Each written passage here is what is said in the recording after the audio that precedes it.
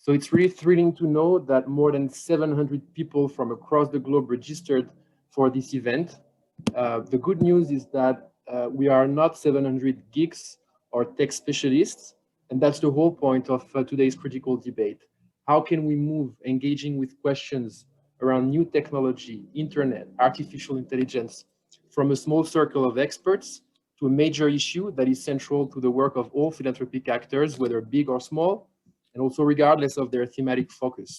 Because the technological revolution that is being dramatically accelerated by the COVID-19 crisis can no longer remain a niche issue that is reserved to a few Silicon Valley effective altruists that are worried, and I would say rightfully worried, about the perspectives of a transhumanist future, or left to a handful of a few sophisticated philanthropy players that want to tap into the innovative power of new technologies. So the revolution that is happening before our eyes is touching every single aspect of life and of society. And it's no longer a distant threat or promise. It is here. It is here to stay, and it is here to continue its exponential conquest. So whatever we are working on, health, education, environment, it's already having an impact. And it's very likely that it's going to have huge consequences in your area of work. And actually, it may eventually make your approaches and maybe even your mission irrelevant. This is why, as we're collectively trying to imagine the society we want and the philanthropy that we need to get there, that deep reflection on technologies is not only fundamental, but it's also urgent. So for instance, if we work on economic inclusion or on education, we need to anticipate the fact that half of the world's workforce will no longer be needed by 2050. Or if our work is to foster democracy and civic participation, then we probably have to start focusing on claiming a democratic digital society and also helping build a new governance and charters of rights that are needed to prevent a dystopian future or present of mass population surveillance and control. And as citizens, I think that we should all have a say on which innovations and changes we want to see unfolding in the first place, how, and at what pace. I think democratic checks and balances are urgently needed locally and globally because these are massive civilization issues. But tech and its unpredictable consequences are daunting, and I think most of us have been slow at engaging and investing, including in our own infrastructure and knowledge. And that's because we're not sure where to start. Where do we start? What role can we play at our own level? And that may be first by giving a voice to civil society in the way we develop and we design our new societies with technology. And the second is also in helping our grantees, our partners, to be prepared to navigate threats and seize opportunities for impact. And exactly because it is so challenging to engage in a reflection on tech that is not technical, but societal, that it's our duty as a global community of philanthropic actors that are committed to change, to open that debate and hopefully to keep it alive. So I was just asking where to start. So, well, I think we can start here today. And we have an incredible lineup of thought leaders from around the world for you. They will help us understand some of the big issues that all philanthropy players should think about, while also exploring concrete strategies and approaches that we can incorporate to our work. So first up is our keynote speaker, the global thought leader, Zeynep Tufekci. She's an academic and writer whose work encompasses a wide range of topics, ranging from technology and society to pandemic response to complexity and knowledge. Her academic work focuses on social movements and civics, privacy and surveillance, and social interaction. Originally from Turkey, Dr. Tufekci has become a go-to source on the impact of social media and the growing influence of machine learning algorithms. And interviewing her is Rhodri Davies. Rhodri is the head of policy at Charities Aid Foundation, who also leads Giving Thought, CAF's in-house think tank focusing on current and future issues affecting philanthropy and civil society. He's the author also of Public Good by Private Means, How Philanthropy Shaped Britons. I'm sure you're all looking forward to this just as much as I do. If you have questions or comments, please use the Q&A function or tweet using the hashtag WINGSForum 2021. Over to you, Rhodri. Thank you very much, Benjamin, and hello everyone, and I'm delighted to have you all here, and thanks very much for joining at all of the various time zones that you find yourselves in around the world. Just to say very briefly, I'm absolutely delighted to have been asked to host this keynote conversation, particularly with somebody whose work I've admired for a very long time. And I just add to the bio that Benjamin's already given there. I'd give a plug that Zeynep didn't ask me to give for her book, Twitter and Tear Gas, which I have a very well-thumbed copy of here. And I would say is absolutely essential reading for anyone who wants to understand the impact of technology on the way in which we're able to form social movements these days. As a starting point, Zeynep, to pick up on the way that Benjamin framed this conversation and hopefully kind of helping us to frame the rest of what we're going to talk about today, I'd like to ask quite a big picture question. Do you think that we can draw any meaningful distinction these days between civil society and what might once have been termed digital civil society? Or to put it another way, do you think technology is no longer something we can look at as a cause area or a tool, but actually we have to look at it as a factor that cuts across everything and affects all of us? Well, I think your question clearly incorporates the answer. It's almost like a softball question. Thank you very much, and very kind introduction. Thank you. So of course, like it's kind of like saying, should we have a telephone civil society, right? It's not the kind of question we would ask. Should we have a highway civil society? Should we have any, you know, these are right now, I understand, of course, the emergence of these new forms of technology makes us think that we should kind of look at it separately. And there's some value in looking at how it's happening, but it's not really very separable. I mean, right now it's 2021. I just can't imagine writing about a social movement, for example, that doesn't have a technology, digital media, social media component, partly because it's so integrated into it, right? And it's not something that, you know, here's a social movement there, and here's this technology there, because it's not just that they're using it, it affects how they do things, how they think about it, how they get attention, how they try to shape the narrative, how they organize, how sometimes they don't have to organize. As you know, that was part of the point of my book, is there are things that we don't have to organize for anymore. And I'm not saying this is a good or bad thing, it's just a different thing. And the design of the technology, its business model, how it operates, really matters. Like whenever, for example, early on, it's the 10th anniversary of the Arab Spring. And back then I learned the ins and outs of the Twitter trending topic algorithm from the activists on the ground who were very attuned to it, and they had kind of reverse engineered it. And they were kind of almost hacking into it in a very deliberate way to make their own topics trend, just to be able to get some attention. I mean, in some ways, they were kind of almost ahead of the marketers and all the business people that would come, partly because attention is crucial to a social movement. And in the 21st century, online social platforms are crucial to how you get attention. So it's all very, very intertwined. Yeah, absolutely, an enormous amount to pick up on there. I guess where I'd like to take it first is to ask if technology, as you say, is affecting all of the organizations within civil society and the actors. Looking at that conversely, what role can civil society hope to play in influencing the development of technology more broadly? I mean, do you think that civil society organizations and funders can play a meaningful role in ensuring that tech's designed in a more ethical or a more kind of socially responsible way? Yes, I think there are three things that are important there. Let me just sort of line them out. One of them is sometimes there's technology that's necessary and does not exist because it is not on the commercial agenda.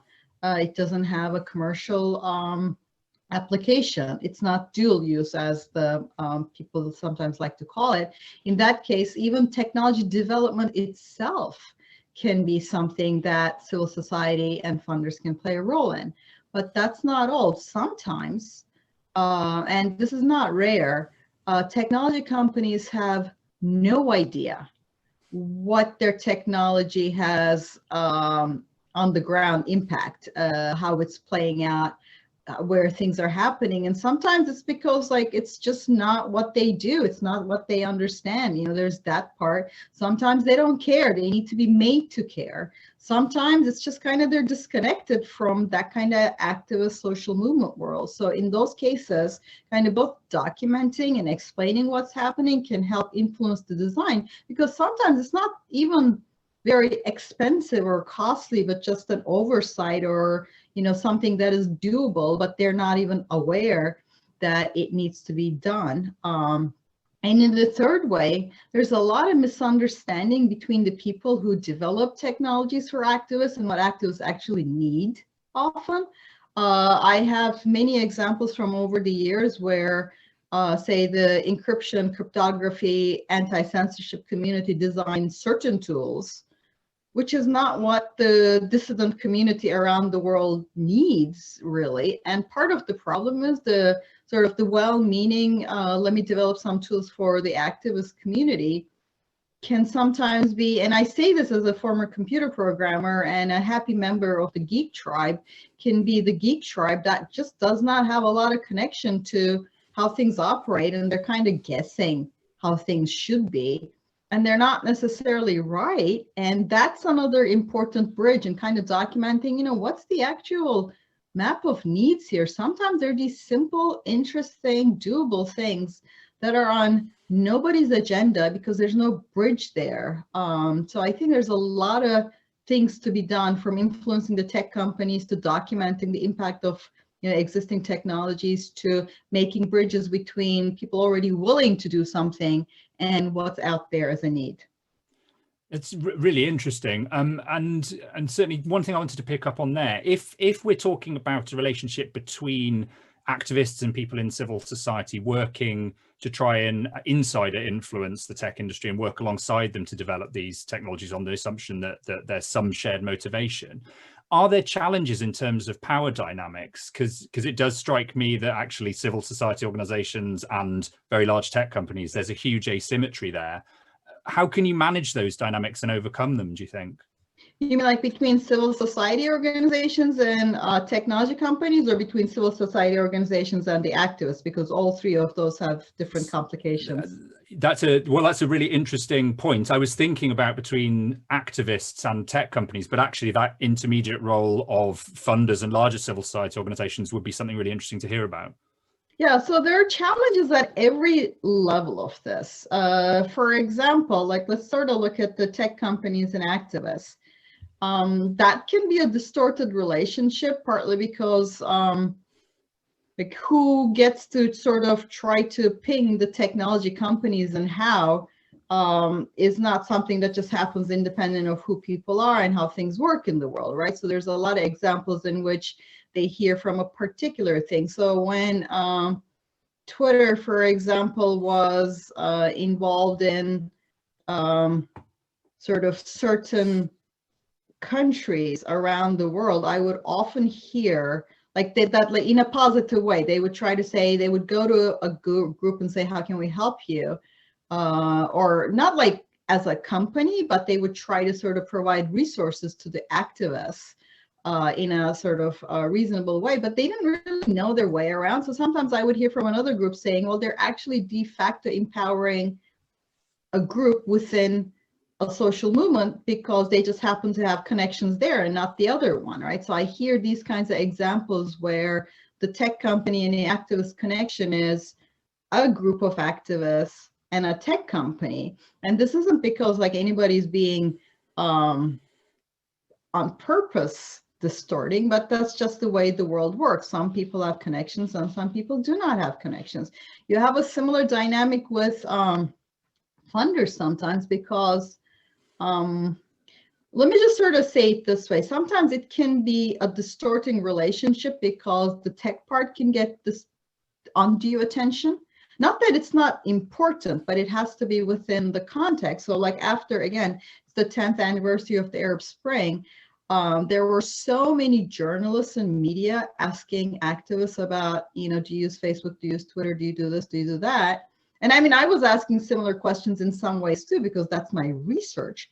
but I had sort of deeper links with these people over a longer period of time. And they were so sick of the questions that they told me they were lying now to journalists just to get them off their back. And they would say, what's Twitter?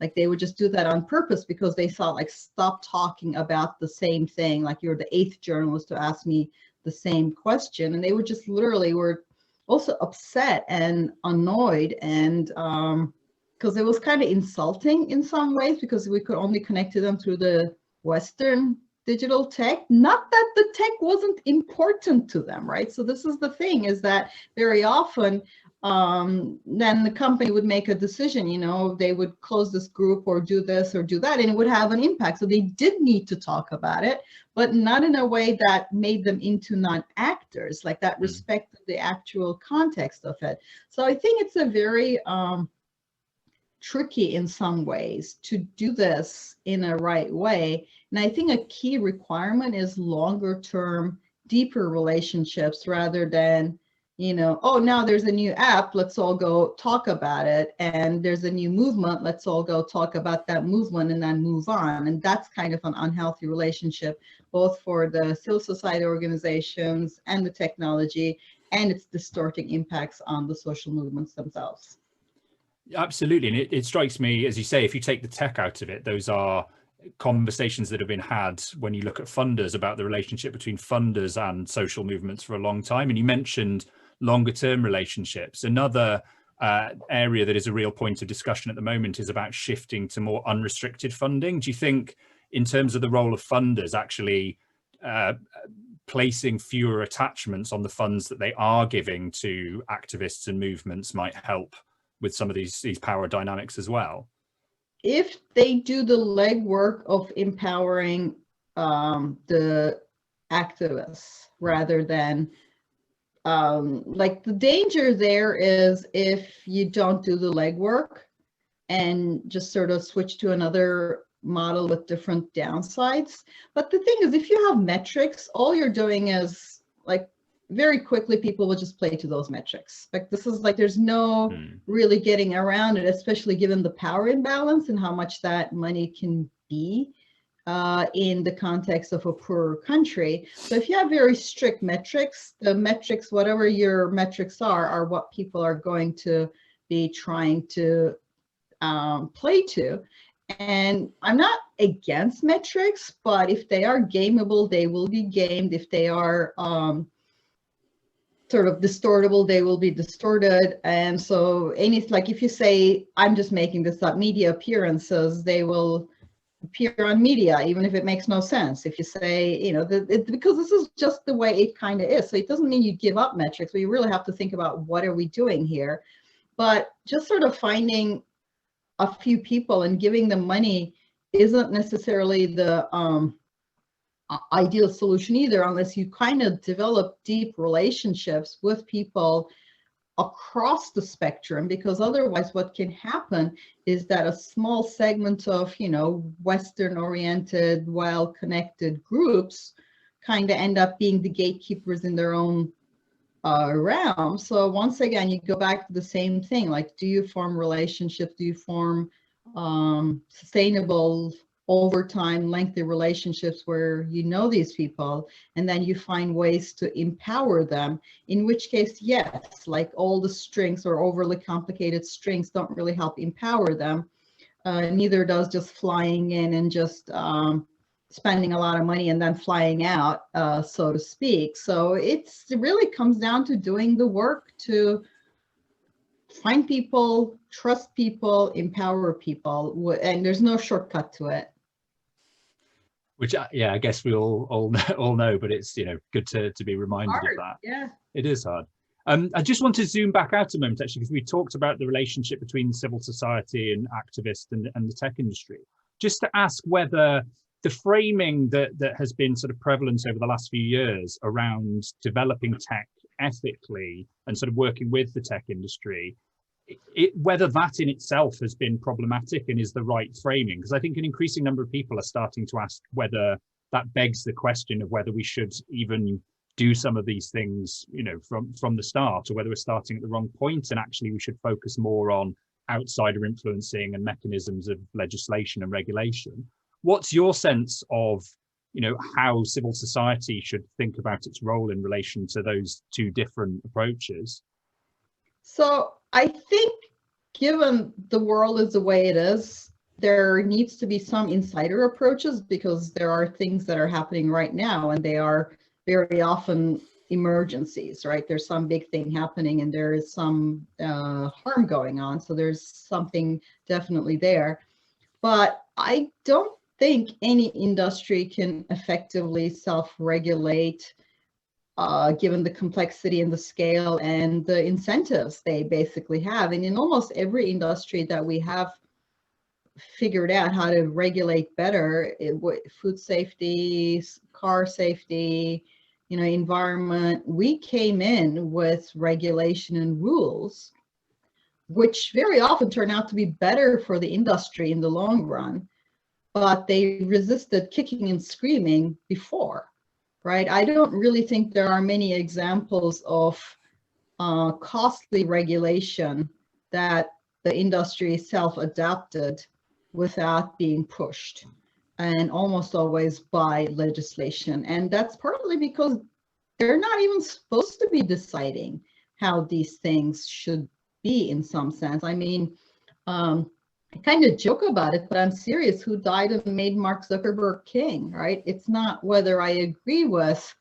what they have done in a particular case, you know, like everybody's discussing deplatforming, you know, this or that. I mean, in some sense, why is it up to a person and his mood that day to make such a consequential decision? Like, that's a more important thing. And I can't really blame him for making these decisions right now, because somebody has to make them.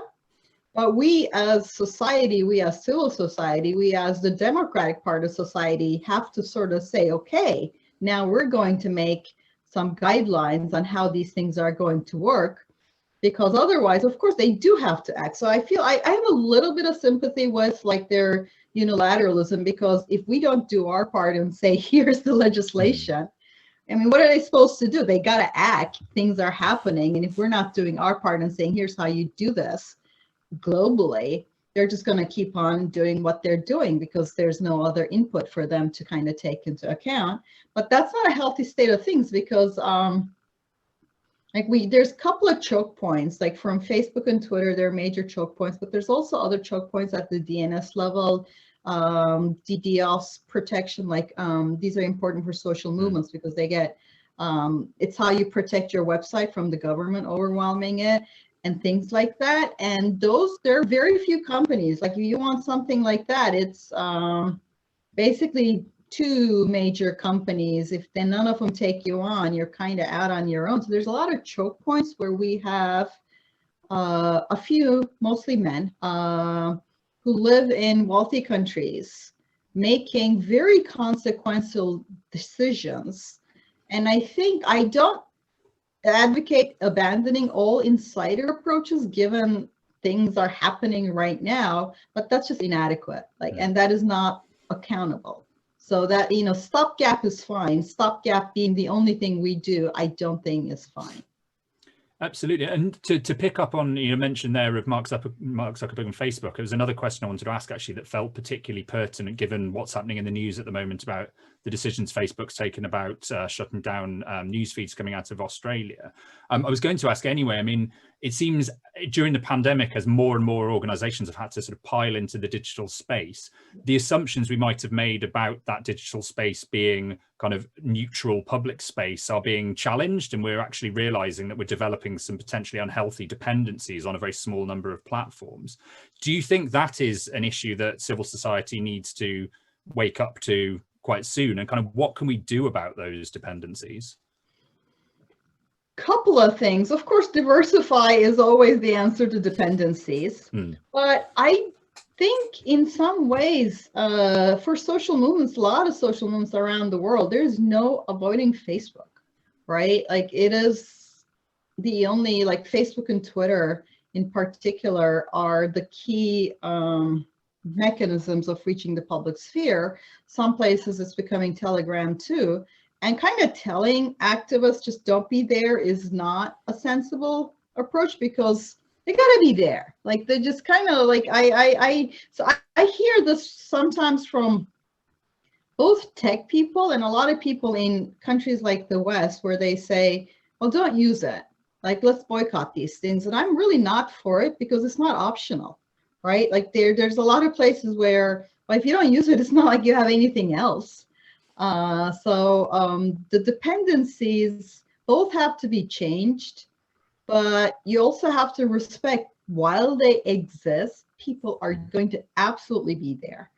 And just telling them to boycott it is not a reasonable solution. Giving them tools so that they're not so dependent, if possible, to the degree that's possible, that's not a bad idea. But in also a lot of places that I know movements and activists who have fled to Facebook because they cannot maintain an independent website. It just gets taken down by the government, right? I don't mean like legally taken down. I mean by DDoS, that kind of sort of extra legal mechanisms. They just go and not just sort of ban it, they do things to it that make it unusable.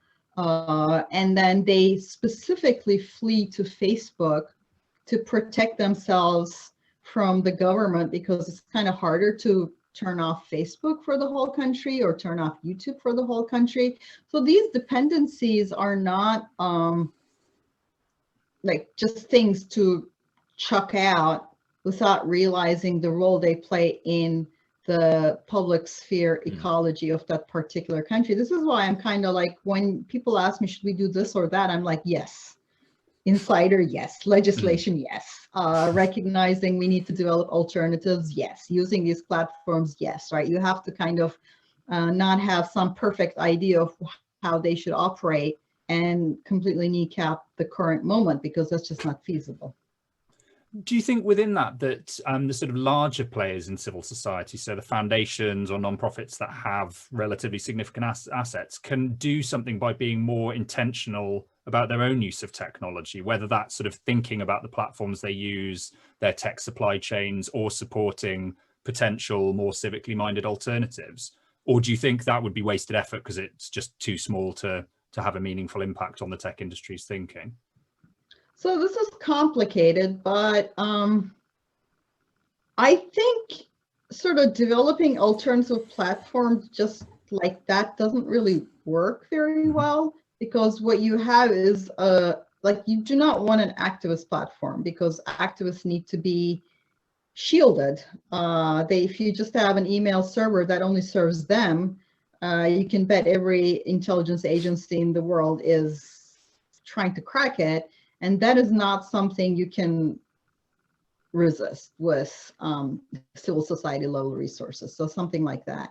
But what you can do, I think, is if there's a particular niche that's not being served, that's possible to develop something just for that particular niche. Like if there's a photo verification technology that is required or useful, but it can, I mean, ideally it can be used, you develop things that are useful to broad audiences like activists, journalists, and ordinary people for their privacy, right? So if you develop something like that, I think that's in some ways more helpful. And developing things like that is both a function of incentive, but also of legislation. So if you make privacy violations not legal, you will have more privacy preserving technologies and more than anything you can fund independently. You see what I'm saying? If you change the incentives under which tech companies operate and you make privacy violations not legal, not doable, or expensive for these companies, you're going to get a better ecology than just trying to develop one privacy preserving technology, which I'm not against, but those things are both hard to scale and hard to sustain, both funding wise and also if just the activists are using it, that is, that's just going to make it harder sometimes. I mean, let me put it this way. There are countries in which people have had to delete Signal from their phone exactly because it felt like it identified them, but they could keep WhatsApp. Not that they loved WhatsApp compared to Signal, but there was a way in which early on Signal was seen as an activist tool, and they were it was dangerous to them. So if you can there's two things you can do about it. One is if you can make Signal a broader tool so that everybody's using it, then activists can use it too, because it's everybody's using it and everybody's got better privacy protections in that particular thing. Or you can try to also make sure that WhatsApp operates in a way that is part of a healthy public sphere, so that activists can use it. And none of these tools, like there's other complications to encrypted chat apps. I'm just kind of simplifying a little bit here. I'm not saying that's the solution, but I'm just trying to say that if you have a tool that is only activists, that hits various walls that just don't work too well. Absolutely. In a moment, I'm going to try and incorporate a few questions that have come in over Q&A, Yeah. but I just had a couple of things that that I wanted to ask before that. One is around what do you make of the sort of broader role that civil society and funders could play in not just engaging with technology as it is now, but actually kind of taking the time to develop imagined futures and bring the voices of kind of people and communities around the world into that, to show a vision for how things could be. Do you think that's an important role, and do you think enough space is being carved out? Of course it is, because there's all sorts of things that are possible but not practiced.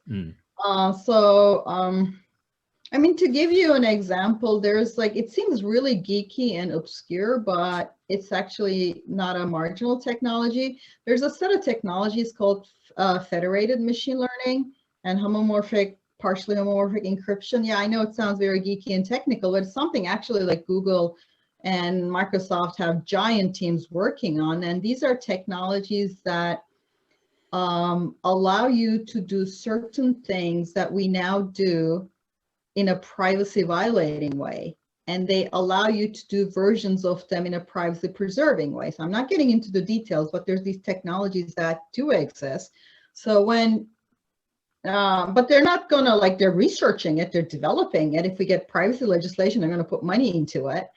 But it's not on sort of anybody's agenda, because it's not really, if you're not in a technical field, or if you don't read these papers, you probably have no idea these options even exist. So it looks like, well, I do want to call a car from my phone, but that means I have to give up my privacy, right? Because yeah, like Uber or Lyft or those kinds of, being able to call a taxi from your car is really convenient. And I can't blame people if they think the only way to do that is to, in a way that violates your privacy, because there has to be location information. It's actually not true. There are ways these things could operate, and you could get your, taxi and preserve privacy, that are a mix of, legislature on how long you can keep data, and plus using these techniques that communicate without revealing information to each other side. So part of it is legislation, and part of it is really geeky technical stuff.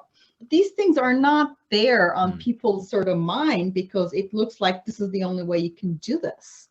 And I find like there's a lot of things like that appear obscure and impossible that are very possible and not at all obscure. And the companies themselves have huge research labs just in case that, they have to do these things, but it's not at all on public's agenda. And that would be good. I mean, just sort of to give you the sort of the terribleness of it, when we had hearings on Facebook and Twitter and all of those things in the United States, one of the senators just turned to Mark Zuckerberg and said, well, if you don't charge people, how do you finance your platform?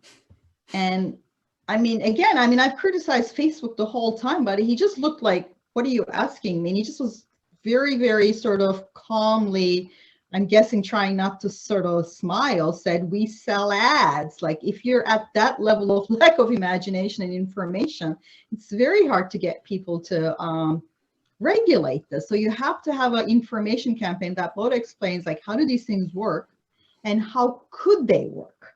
Like, we're so behind on getting both of those out there. And I think that, like, just the informing part would be super helpful. And it's kind of sad that 10 years after the Arab Spring, 15 years after Facebook, 22 years after, Google search, 15 years after iPhone, we're still kind of in the dark about all of those things if you think about the broader public.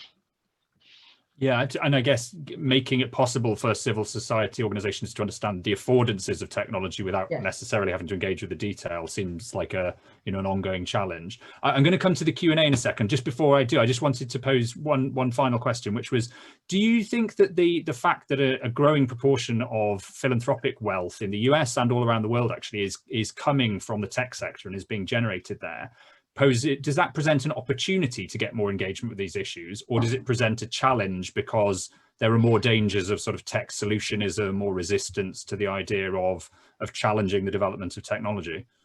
I think it makes it incumbent upon the non-tech philanthropy to go where they will not, right? There are things that the tech money will fund that I think are not bad at all. Like, there are things they will do, that's fine and that's good. But there are things that they will not, exactly because they have a particular outlook. The people, like, even if they make the foundation independent, like, you're hiring people that it's a worldview, your Facebook money. And sometimes, I'll just be frank, philanthropy and lobbying kind of get intertwined, especially when you're such a young company and there's regulation on the agenda. It's kind of would be naive to think that there'd be no influence or interpenetration of what they fund and what they would like to happen in the world. So doesn't mean that it's always terrible, everything they fund is terrible, but it means that there are things they will intentionally not do or skip, and that means that anybody who's not from that part has to be like, all right, what is missing here? Because I think there are a lot of things that do empower activists and that are really good, and I can see a tech company being more willing to do just that because it makes their technology look good and they feel better, while not funding something that makes legislation in a way they don't like more likely. And these are, just realities of how the world works. Just coming on to a few of the Q&As, there's an interesting question here, I guess, about the way in which technology highlights that plurality in civil society can be a slightly double-edged sword. So it says that it's revealed that populist, illiberal and majoritarian civil society may have been more effective at using technology, particularly social media. Is that baked into the way the technology works, or is there something that can be done to address that? And I guess this is in light of what we've seen recently with the challenges of the attack on the Capitol and the fact that people were kind of asking questions about whether organizations like the Proud Boys or QAnon even should be considered as part of civil society. And we don't necessarily get to choose which bits we do or don't want. So, all right, you've asked like a thing I can talk about for like 7 hours. So I'm going to, this is so interesting. So what I think, there's a bent there to the technology, but it's not just the populace per se. But so since the business model is just getting our attention, right? For both Facebook and Twitter, it's getting our attention. And also things like moderation for them are costs. And at the scale they operate, like the ad money they make is not that much, right? And they don't make a lot of money from most countries. They make most of their money from US, North America, and a teeny bit from like South America and India. So those places, especially in those places, moderation is for them is just net loss, right? They're not even making a lot of money there. But the way their whole business model works is to keep people on the site, right? And so that's where the human nature and the algorithms interact, because the things that attract our attention are things that are interesting and novel. And there's a lot of research that shows that that for very obvious reasons, things that are mundane, true, are not as interesting in grabbing attention. I mean, I think, for example, like personally, I think the vaccines are amazing. But if Bill Gates is really trying to put a little chip through a vaccine, that's really interesting, right? I mean, I'm not saying this is the case, but if I really had no idea which one was which, I'm totally clicking on like, wait, what? Where's that chip, right? So what I'm saying is conspiracy theories aren't really people being stupid. It's people being curious, but without the guardrails. right? And without the centralizing things. So I think like this is a problem we don't really recognize, because you can't really, like, you're fighting partly human nature and the way it interacts with the model. So what it encourages, the other thing that's really, really engaging is tribalism, so to speak. And I don't say this in a bad way at all. I mean in-group, out-group. I mean us versus them. Like, I mean soccer fans, baseball fans, your country in the Olympics. These are all very basic things. The problem, once again, is that without guardrails and ways of sort of making them healthier, they do go off into these kinds of things. So I think it encourages things like polarization and fighting through the groups. It encourages conspiracies and misinformation, but not necessarily on a right versus left kind of thing, but more of a like a engaging, tribalizing, arousing, interesting, and no controls on it, no checks on it, no counter forces on it kind of way, which is a bigger challenge because you can't just fact check your way out of this, right? You gotta get people, because you'll never be more interesting than a conspiracy theory through fact checking. I think that's it's a bit of an asymmetry, isn't there? It's unfortunately, as you say, the truth there is often a lot less exciting than the conspiracy theory. So where you're going to click is determined. So an interesting question here from Jacob Harold, who's which sort of links to that in a way. He's saying, does technology tend to drive towards standardization or diversity in civil society? He's saying, for example, data standards might be seen as sort of putting all organizations in the same box to fit categories, or it could equally make it easier to reveal and highlight all the different approaches that are taken on the ground. Do you think as we kind of digitalize civil society, we're going to see more plurality or less? It's a very like I think that both are possibilities, in that if you start like focusing on a few metrics, and if civil society kind of starts hurting towards those metrics, so to speak, and I don't say hurting again as an insult, I say it as like that's what organizations in a same sector tend to do. They kind of start adapting each other's best practices, and then you can have standardization. But you can also look at it as an opportunity to say, oh, 10 other groups are doing this. Let me do something different, right? So making what's out there legible can result in both. You can kind of go like, okay, all the big players are doing this, I'm just going to do it. Or you can say, oh, all the big players are doing this now that you know, and you can say, here's a niche that remains unfilled, and kind of go there instead. So I think it's intentionality really matters on what we're going to get there. Absolutely. I'm aware we're coming almost to the end of the allotted time. I just wanted to ask a sort of a relatively big picture question to finish off. Do you on balance remain a sort of an optimist or a pessimist about the impact of technology on society and the ability of civil society and philanthropic funders to influence that? Okay, so personality wise, I'm totally an optimist.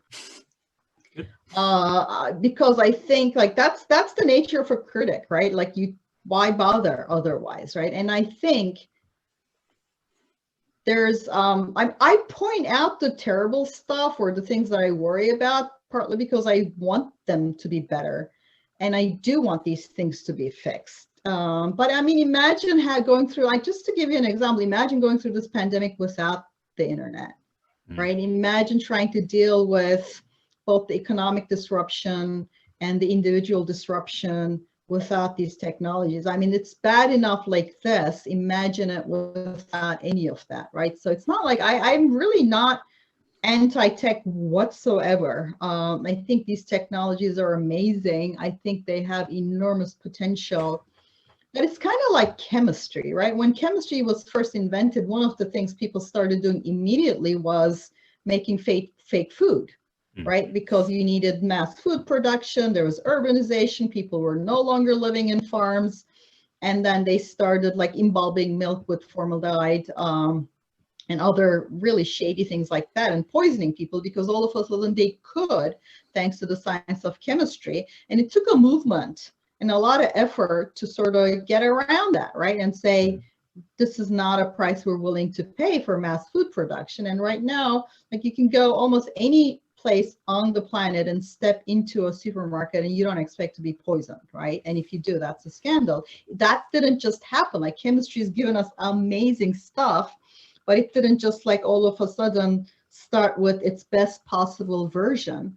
And I feel somewhat like that with the internet and digital technology, in that like personally, it's been like life-changing, of course, for someone like me from like a sort of a less developed country and a lot of censorship around me growing up. Like, it's been and I know for a lot of social movements, it's exactly like that. They're not pessimists about technology because it gives them things and tools they did not have before.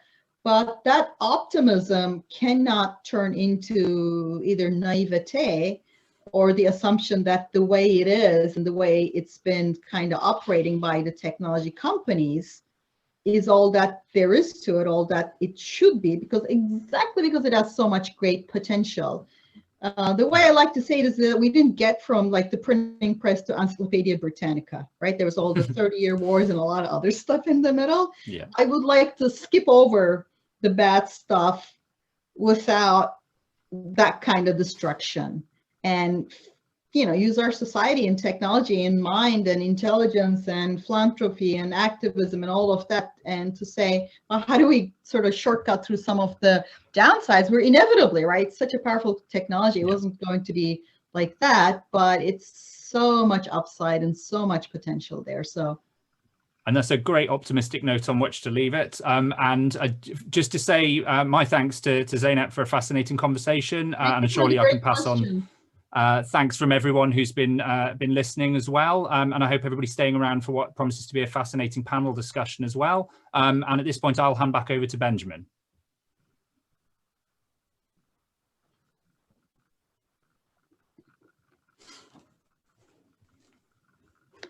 Now, that's what you call thought leadership. Thank you so much, Zeynep. Thank you, Rhodri. There's so much to think about and to digest. It's good to know that in parallel, there's a lot happening online. So thanks for sharing your thoughts, your questions and comments. A lot of interesting ideas are being shared online on Twitter and even here on the Q&A and in the chat box. So please keep sharing your thoughts. Our next session is going to be moderated by Frederick Kaltener. Frederick is the tech policy analyst, researcher, and advocate for justice in a world. It's advocate for justice in a world made of data. Since June 2020, she's been the director at the European AI Fund, a philanthropic initiative to strengthen civil society in Europe. She was a 2019-2020 Public Interest Tech Policy Fellow at the Mozilla Foundation, and previously a director at the London-based NGO Privacy International, where she led the organization's work on corporate surveillance. Frederick, the floor is yours. Thank you very much for this kind introduction. And also thank you for the keynote discussion. This raised lots of issues that we'll be diving into much deeper in the following panel. So the purpose of this panel, it's an invitation, it's an opportunity to learn more about the role and experience of both philanthropy organizations and wider civil society when it comes to technology more broadly and the digital revolution more specifically. We're very lucky to have 4 extremely esteemed speakers. We have Nigar Dad. She's one of the pioneer women rights activists in Pakistan and has played a pivotal role in defining the cyberspace narrative in the country, and may I add, not just in the country. She has been at the forefront of the Pakistani feminist movement, was named a member of the Facebook Oversight Board, is a lawyer by profession. Nigar has also been listed as the Time magazine's Next Generation Leader back in 2015. Our second speaker second panelist is Nanjira Zambuli. She's a researcher, policy analyst, and advocacy strategist interested in and working on understanding the unfolding impacts and gendered implications of ICT adoption and how those impact governance, media, entrepreneurship, and culture. She's a commissioner on the Lancet and Financial Times Global Commission, president and co-chair of the Transform Health Coalition, and board member at the New Humanitarian, amongst other organizations. We also have Zia Khan, Senior Vice President for Innovation at the Rockefeller Foundation. He oversees the foundation's approach to developing solutions that can have a transformative impact on people's lives. Zia is currently on the board of directors for Atlas AI, DataKind, and the Stonebarn Center for Food and Agriculture. He has served on the World Economic Forum Advisory Council for Social Innovation and the US National Advisory Board for Impact Investing. And last but not least, Adrian Arena started the International Human Rights Program when joining the Oak Foundation in 2000 and has vastly increased its scope and budget since. He's now operating with 8 members of staff and an annual budget of over 300 million. The program is addressing issues of impunity for gross abuses, from arbitrary detention, the persecution and prosecution of LGBTI+ community, and supporting human rights activism in the context of closing civil spaces. Just a friendly reminder to our panelists, we're trying to keep answers short and concise, and it would be great if you could give examples, because that grounds the discussion in the practice of your work. I would love to start the discussion with a question to Nighat. You have been working in this field for a very long time. Are you surprised that the issue is getting the attention it does at the moment? And do you think that's a positive thing? Thank you so much, Frederick. I guess it's a bittersweet feeling that the work that we have been doing for the last 1 decade, and especially when your perspective comes from a global South country, a country where, you know, the digital, like, people don't even know what exactly is digital revolution. Not many people have access to the technologies or internet. For some people, Facebook is internet. So I think it's good to see that the issue is getting attention and momentum. But I still feel that a lot of developments happening around, I don't know why we are calling it digital revolution, because I don't see it a revolution here in Pakistan or maybe in many developing countries.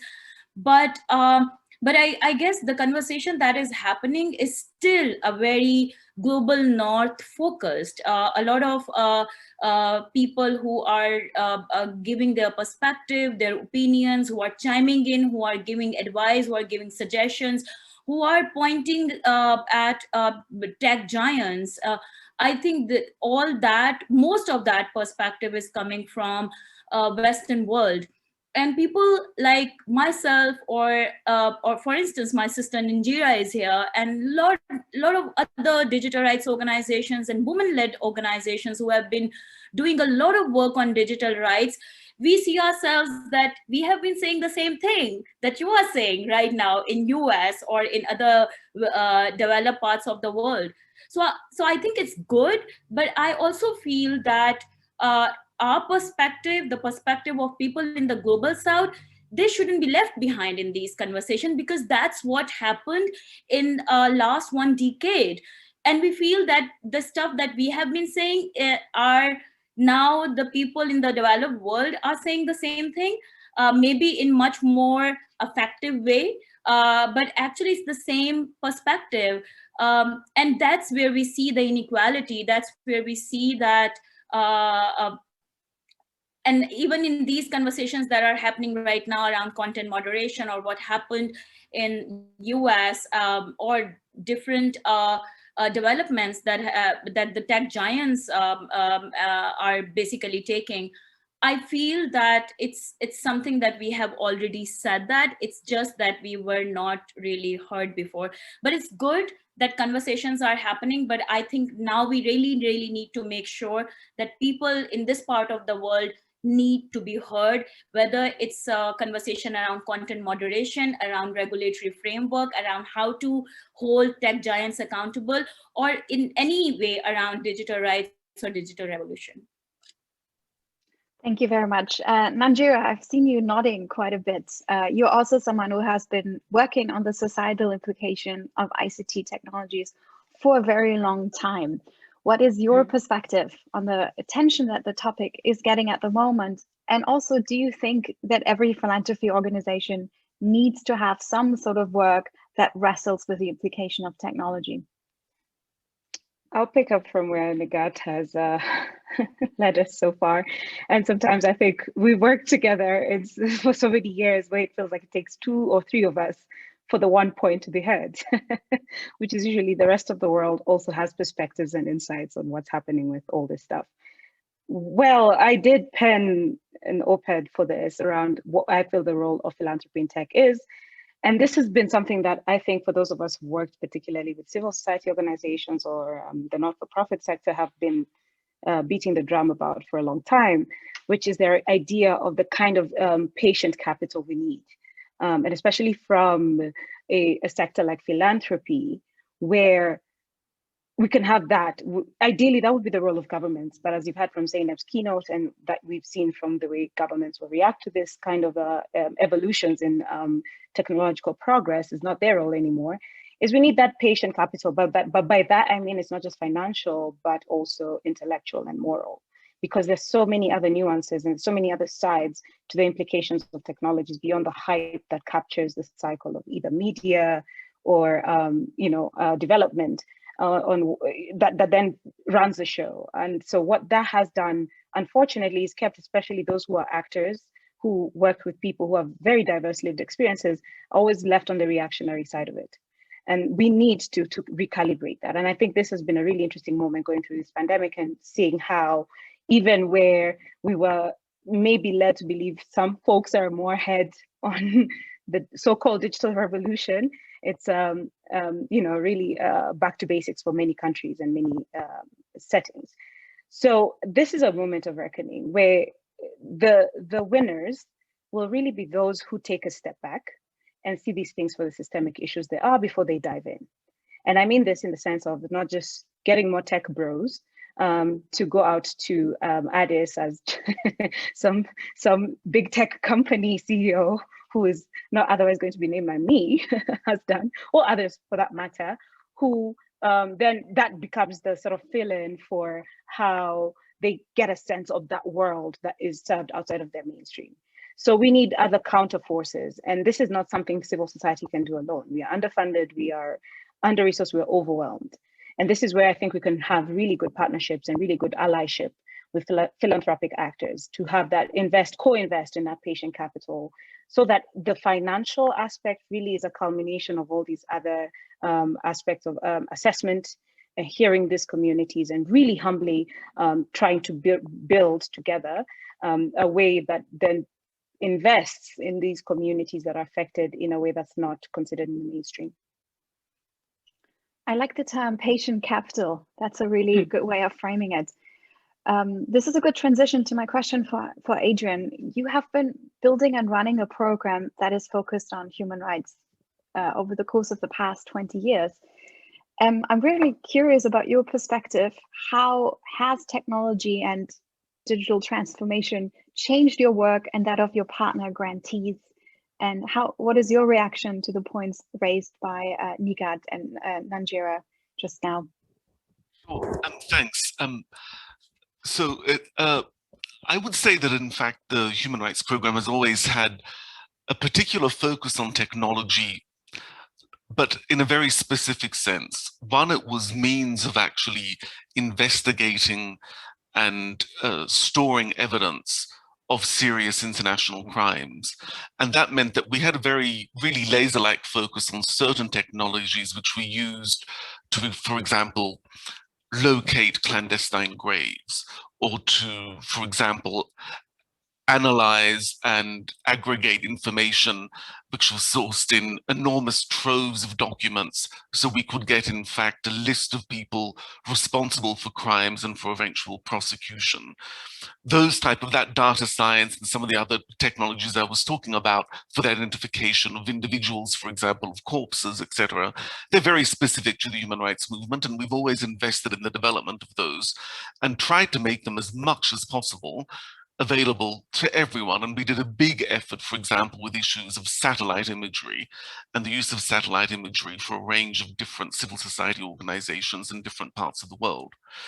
But I see that, in fact, I have to say, I'm going to say mea culpa here, that in a certain sense, for many years, we found, and I think the board and myself and the team found the broader digital stuff to be rather overwhelming. And we just thought, well, that's not really our bag. That's someone else's bag. And we're doing our little thing because that's the only way that we can cope with the amount of demands we have.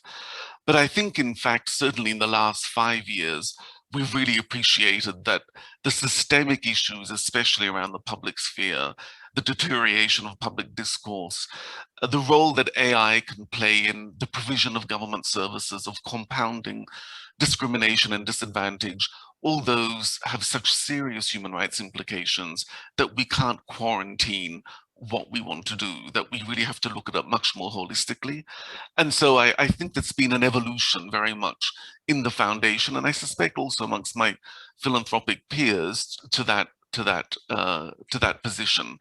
And just on the next point I just want to say is that we are very, I think, mindful that the conversations our interlocutors are too focused with global North partners. And because, in fact, we have a lot of discussions about regulation, inevitably there seems to be a gravitational pull towards the EU and the United States.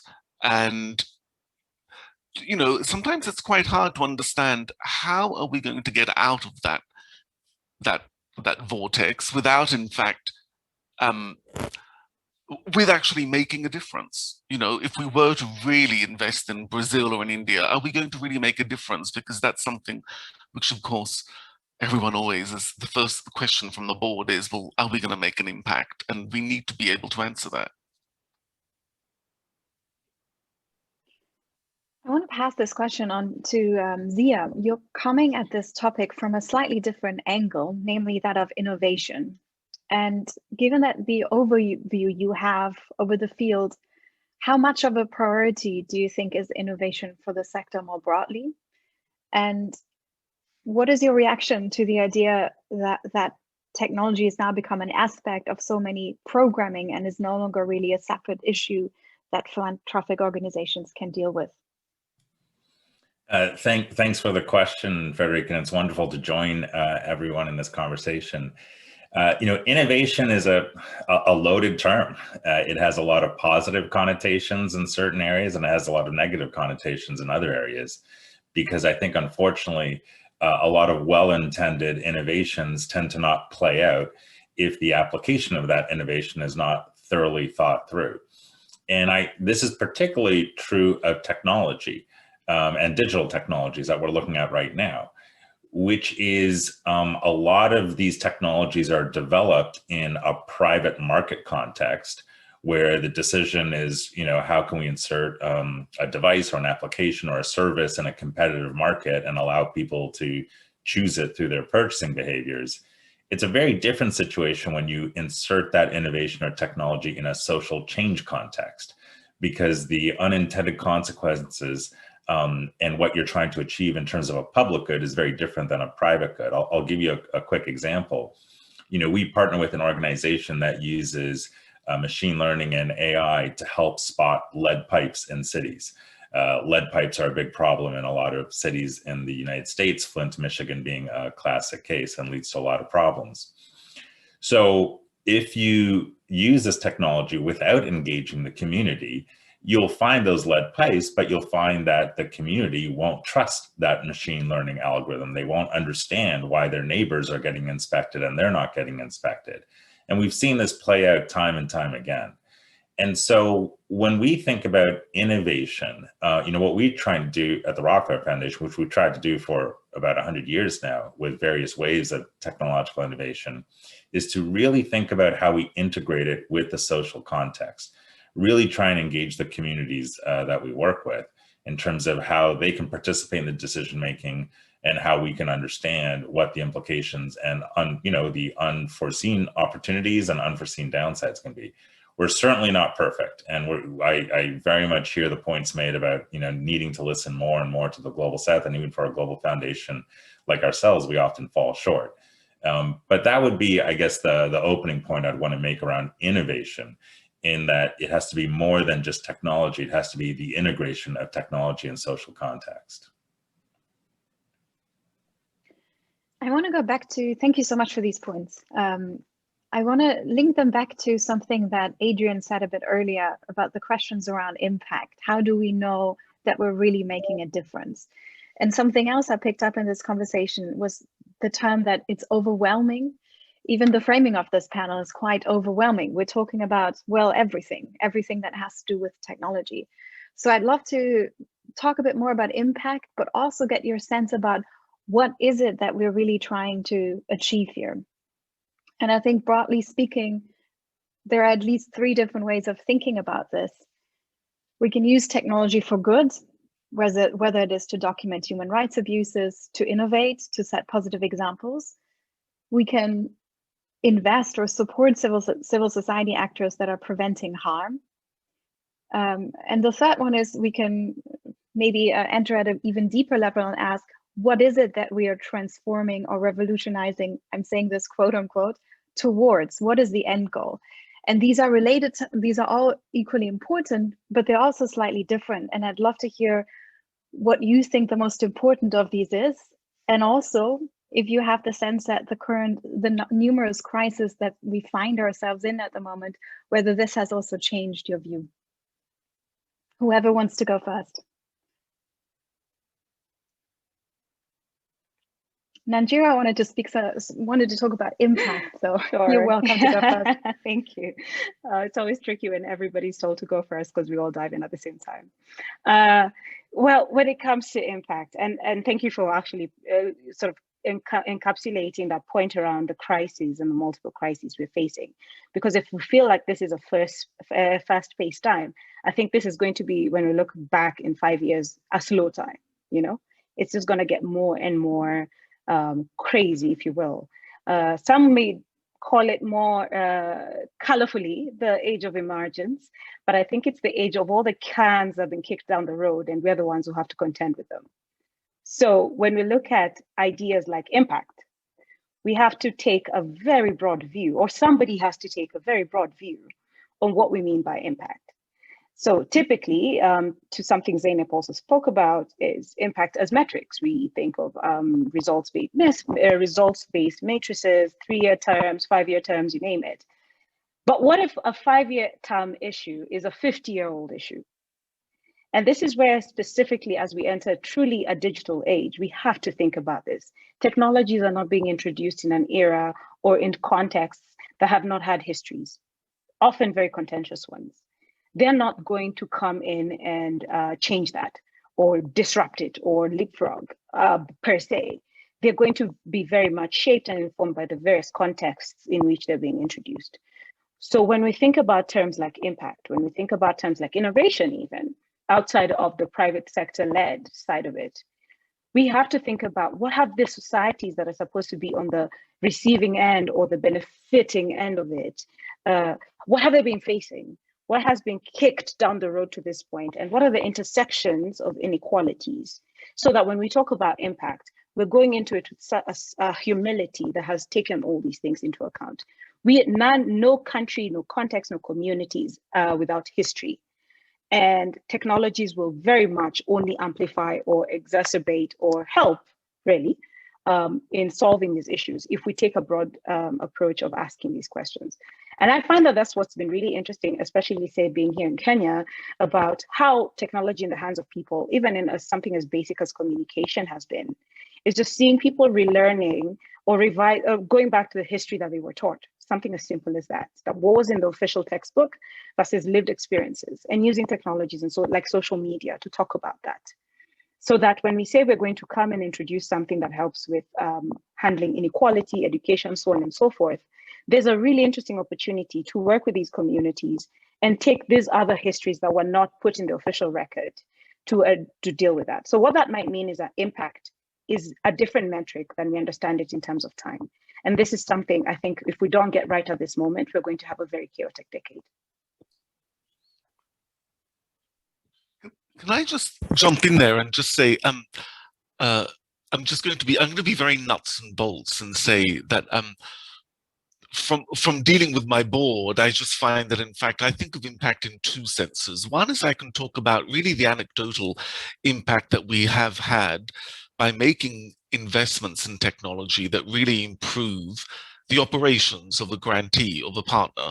So, for example, recently in one particular country, you will have read a lot about, there's been huge numbers of demonstrations, and we've actually equipped civil society with facilities to track demonstrators via geolocation signals on their mobile phone, and then through the use of bots and various other mechanisms actually provide those same detained protesters legal advice on how they should respond to police questioning and those type of things. So very practical advice to people who are running risks on the ground.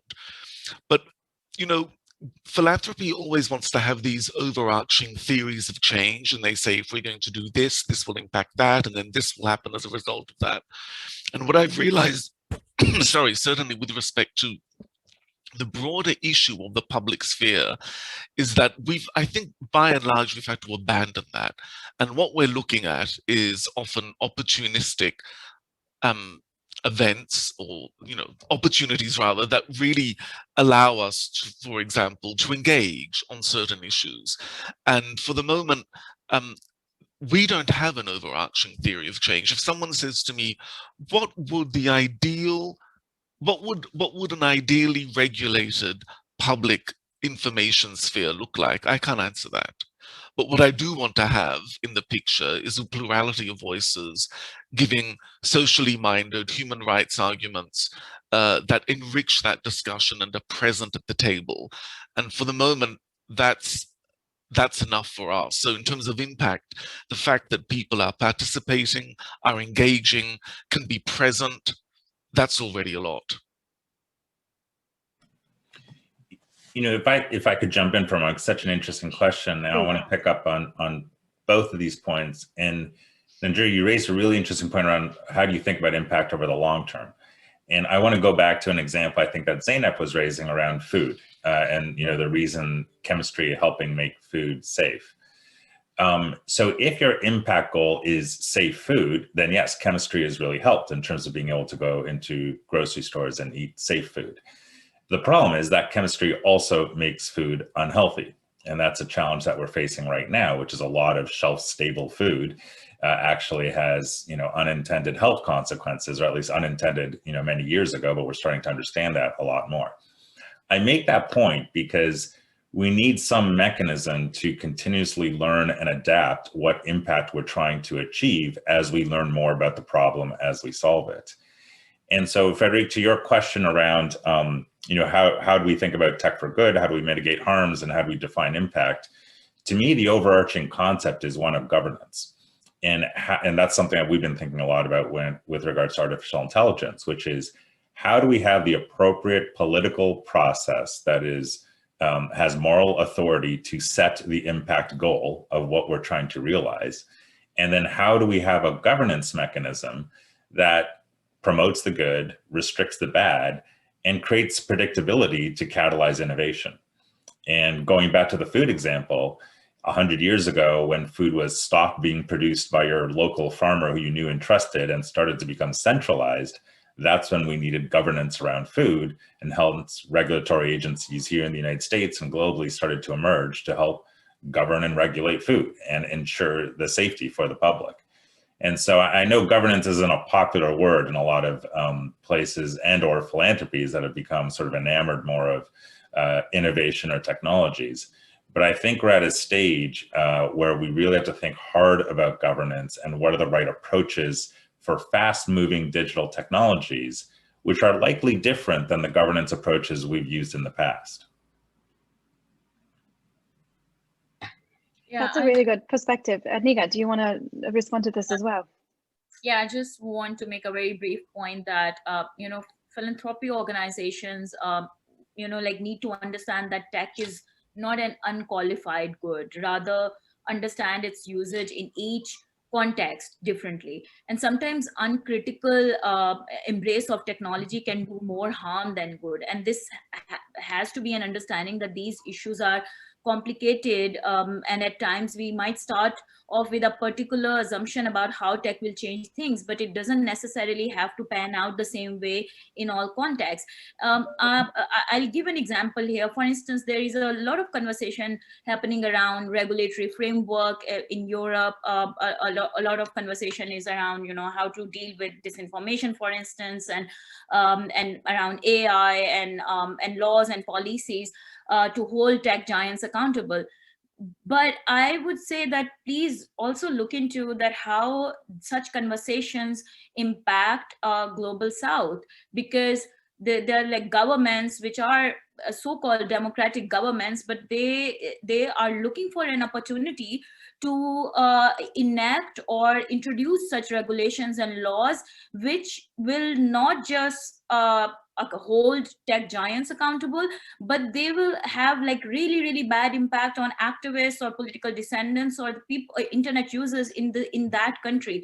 So I guess sometimes philanthropy organizations, when they see there is a particular trend, most of them start following that trend without keeping in mind that the same trend which is useful or which can be beneficial in the global North or in developed countries, or where rule of law is strong, can set a really bad precedence for global South countries. That's a really good point. And also to start integrating some of the questions, I think most questions that were really more comments in the chat were about the fact that the reality looks very different depending on where you are. And building on something that Zeynep raised, that there is a sense that the time for self-regulation is over. This is clearly not working. But if the focus now shifts toward governance, what are the implications of this? Does it risk focusing the attention back to global North countries based on the idea that this is where the regulation can happen? Nanjira, do you have some thoughts on this? It's always interesting when we get to a point where it feels like, okay, we've done all this stuff and nothing is working. What do we do? What do we do? Do we close up and go back to the global North, and then the rest of us will just have to wait till you all, figure it out? I'd say if we're to get it right, I always like to use this phrase, complicate the equation, sit with the discomfort long enough to accommodate the discomforts from all corners of the world, because to prioritize the issues or the grievances in a particular region is not to say that any other region doesn't have issues. And we cannot afford to go forward thinking about this as false dichotomies. I think of this, for example, with all the chaos, if you will, that has been happening in the US. And it would naturally be the case that any other actor, including the US government, will focus first on its home turf and its issues. Charity does begin at home at the end. However, even if charity does begin at home, charity is not this homogeneous thing. So that when you if you figure it out at home, then you come out with a broad strokes brush and apply that to the rest of the world. So again, I go back to the fact that we do have to sit with the fact that for the first time, and this pandemic has done this, we are in a truly global age. Every corner of the world has been affected by this. And every corner of the world has a very unique perspective, whether it's about the pandemic itself, health sector, or digital technologies, as and how they've arrived in their contexts, their hopes, their dreams, their frustrations, their ideas. I think if we're going to say, and back to my point about patient capital, the winners will be those who truly understand that, not just sort of like say it as a talking point or to sound, like sort of like ethics washing, if you will, but really sit with that and give it enough time. And even say, at the end of the day, having sat with it, we do not get it from a global perspective, but we understand it from a, say, global North perspective. That humility is better than thinking that what works for the global North will work even for the countries within the global North.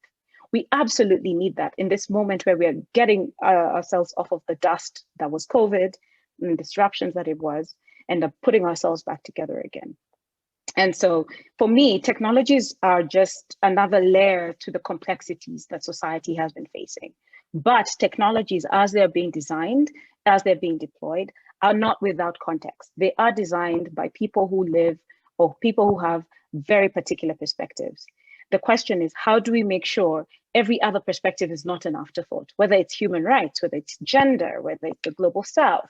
How do we get enough people who are sitting at a place designing something for this world today, wherever they are, to think about this global and planetary scale implication of what they have the power to build?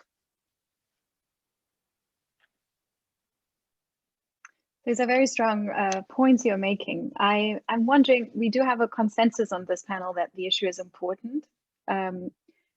What is required next? How can we get more funding and support for these important issues and topic, but at the same time ensure that it's done in a way that is effective and doesn't do additional harm?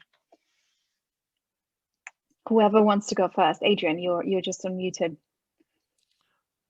So I just would begin by saying I don't think we should underestimate. I mean, you know, I'm lucky. I work for a large foundation with considerable means, and in a sense that gives the board a certain flexibility to be adventurous and curious and explore lots of different areas. Other organizations clearly, you know, don't have quite that level of means.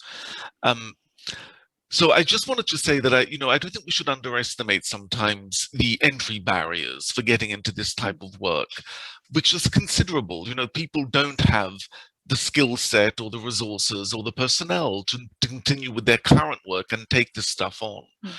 I have found, in fact, that, and Federica, you're well aware of this because of the whole collaborative that you're working on with the Artificial Intelligence Fund, and we also contribute to that and to something called Civitatis in Europe, which looks at the corrosion of, well, the defense of liberal democracy in Europe, and in particular, the corrosion of the public sphere and closing civic space and independent media, a whole package of things. But I wanted to say there that one of the most interesting things about those experiences has been the peer support of other philanthropies who are sometimes more clueless, less clueless than us, but we all are in it together. And somehow the fact that we pool our resources and support each other in driving a way forward and learning the way forward can be tremendously encouraging, and also really mean that you're willing to take on the risk. It also leverages more and more funding. So I would say that in some of these emergent areas, or not so much emergent, but some of these new areas for philanthropy, really, I would really encourage our peers to work together, because I just think it gives you a critical mass, and it gives you a sense of confidence about saying, I'm not really sure what this means. Can someone explain it to me? In a way that if you're just starting on your own, you simply don't have the wherewithal to say. Zia, do you have a perspective on this question as well? In general, I agree with the principle of collaboration. Personally, I feel that collaboration is more of a strategy than an end goal in many cases. And I really struggle with it in the innovation sense, because I found that sometimes collaboration is super powerful, exactly like the comments that were just made. In other cases, I worry that collaboration can be a lowest common denominator approach, and particularly when it comes to taking some risks and some kind of new ideas. And I also worry sometimes when philanthropy encourages partners or grantees to collaborate. Sometimes it's totally reinforcing, and sometimes it's a forced marriage where everyone just feels they have to nod their head and say, we have to collaborate now because it makes the funders feel good. And then it's just like an added tax to doing what they could have done in the first place. And I think what this gets to is there's a strong culture and norms of the right way to do this work, but people just don't raise the flag when it's not working too easily. And it's something that I've struggled with, and I'd love some advice. Maybe Najir and Nika, you might have some ideas of when have been the opportunities and how to create the safe space to say to a foundation or to someone who's in a position of power that this doesn't make sense. And I can imagine why, when you're in a funding conversation, that might not be the thing you want to say. And you know, I think some of my most trusted partners in the field are those who have told me that my idea is stupid, and which I've had plenty of. But I understand that's a hard thing. So how do we call out these things? Because we're so excited about collaboration, we're so excited about partnerships, but sometimes it just doesn't make sense. And And Anjira, I know from experience at our meeting that you're not shy about calling out things that don't make sense. But I'd love some just experiences, or Adrian, if you've created that safe space too. But it's something I constantly struggle with.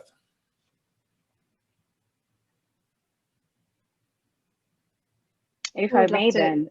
Absolutely. I was just about to give the floor to you. I'm glad we've gotten to this, because this is a conversation about power. We can skirt around and have other technical conversations, but it does come back to that. And this is power, not just in tech, but in how society is ordered. That so much so, if I speak up to Zia as a potential funder, I'm more likely to approach it with intellectual and moral honesty, the same way I called for it from the sector, as an individual, but not necessarily as representing an organization. And these are serious dynamics. Every person who runs an NGO or is looking for resources and funding is always dealing with 5 types of politics at a go. When to say it and how to say it with a way that doesn't, jeopardize the kind of funding you're going for. However, and then actually, even before that, there's also this risk that then comes with it. And I think Nighat can also speak to this, what I call the fetishization of critique sometimes, where you can end up with the same question over and over again. What can we do better? How do we do it better? And these are power questions that then keep certain sectors in a reactionary phase, when we really could be building bridges to have more interesting collaborations, where we complicate the equation enough before any one of us jumps in, because we are all hurrying up and waiting. And if 2020 didn't get us to realize, if all that we've done, philanthropists, all you've invested in, how resilient was it, right? And that's a really good yardstick. How resilient was it? What you've invested in, even just in tech alone, take it as AI or data or otherwise, to help in any way the communities are supposed to benefit from it. And if the answer is like, not quite, maybe the question had not been complicated enough. I will tell you this, again and again, this question comes up. What can civil society do to speak up better? It's not because we've not been speaking, it's because we've not been heard. And there's a particular frustration and a narrative ventriloquism that has to come with it, that then asks a lot of people who are stretched, but then denies their ideas and their worldviews and their perspectives from shaping what could be an alternative. And I think this is a really interesting moment to figure out how we revisit the question of power, how we create safer spaces so that it's not just I who can have this conversation with Zia, it's anyone else who has, something that they feel aligns with the mission or the strategy or the theory of change that Rockefeller Foundation or Oak Foundation have, and feel like they can actually bring it to the table. This is so fundamental at this time.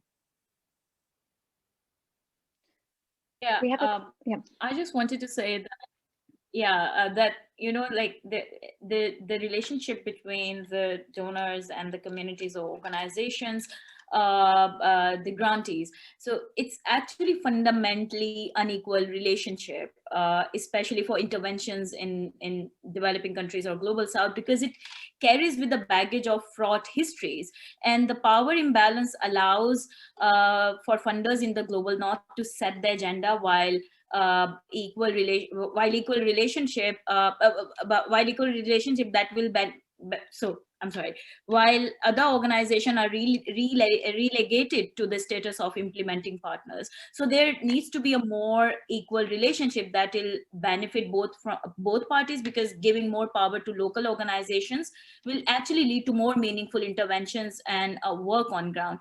But I would say maybe on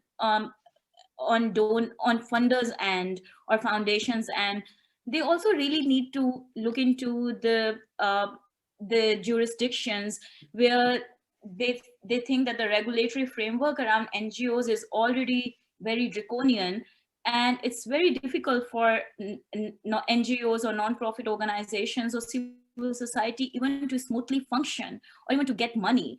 And I think maybe really need to look into how before getting into the question around equal relationship between two, how they can actually give support to those who are struggling just to, just like the basic thing to function in a country where they want to work. So maybe they're like these difficult questions and really strong, bold decisions that foundations need to make and look into now.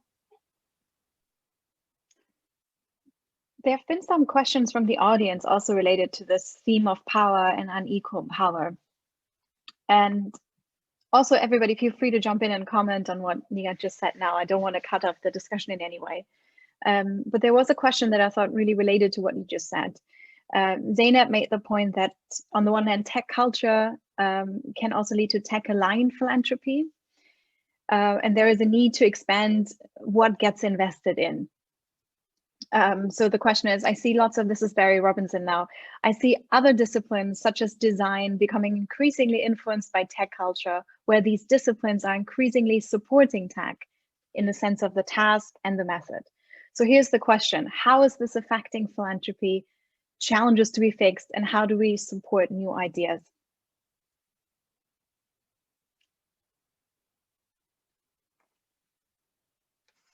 Or to sum it up, when we think about power relationships, what is the role?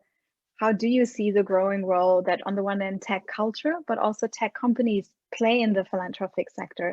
And how does this complicate power relationships even more?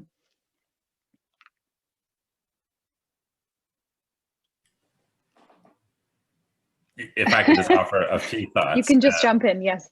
You know, I spent a fair bit of time in Silicon Valley, and I'm familiar with the tech culture and the tech bro culture. And I feel that culture has become so married to technology solutions, you know, themselves in many ways. And, you know, there's a real challenge around the way we celebrate tech entrepreneurs. And we think that it's the lone solution, you know, heroine or hero who's going to do something, or the fact that it's a solution or product that we can point to. And that's just not really the case in many situations. On the other hand, I think you can also over-rotate and be mired in and paralyzed by system complexity and not allow for some leaders to emerge. And so I think the question is, how do we strike the right balance, which gets at, you know, some of my earlier comments around the integration point. But I see the hazards, and I see there are kind of darlings of the funding world that emerge, and they have very simple stories and compelling stories that can fit into a 17-minute talk, and they're just getting more and more attention. And that is something that's just worrying me a little bit around the whole funding dynamic and funding space. Here's where we're going to need, if at all we've been heard, I think this is going to be a litmus test.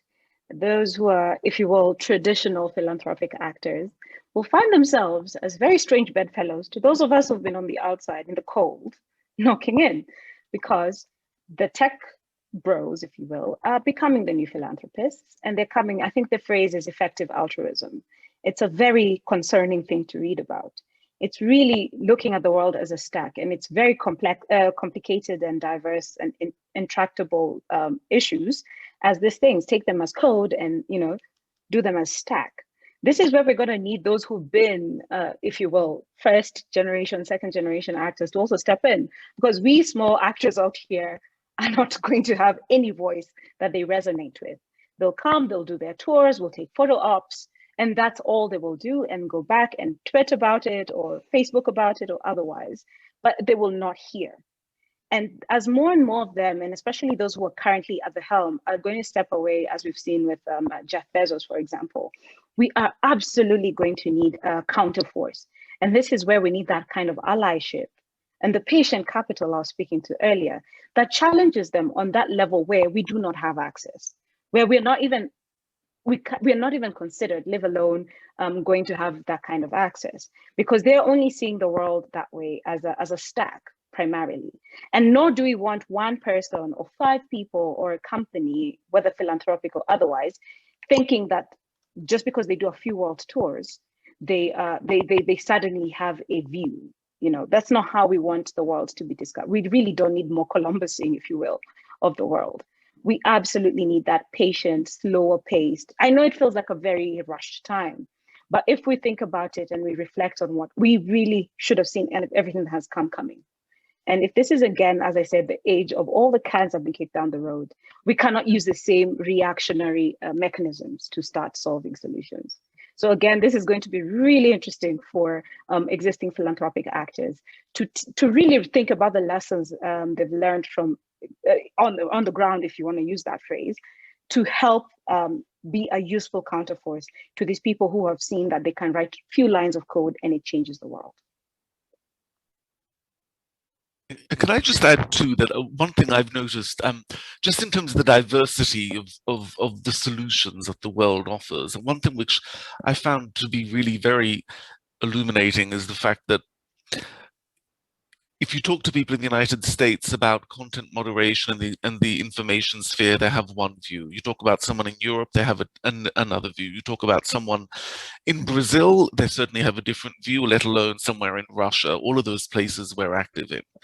And the thing which really strikes me is that as a philanthropy, you have to be, if you're going to enter this field, not only do you have to be patient in the way that my colleagues were saying, but you have to be also comfortable with a certain level of internal dissonance, that, you know, that the same size doesn't fit all, and that in one jurisdiction you may be doing something which seems slightly at odds with something that you're doing in country B, but that's okay.